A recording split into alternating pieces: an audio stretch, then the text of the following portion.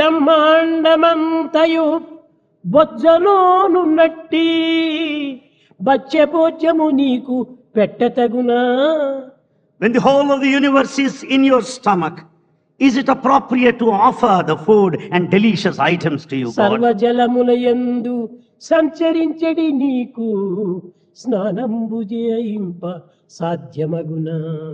Oh God, when you move about all waters, is it possible to give you bath? ఏ విధంగా భగవంతుని తృప్తిపరిచేక అవుతుంది? How to satisfy everybody? సర్వత్రా ఉండినటువంటి భగవంతుణ్ణి ఏ కించిత్తోనూ తృప్తిపరచడానికి దేనికోసం ఆశిస్తున్నాడు భగవంతుడు?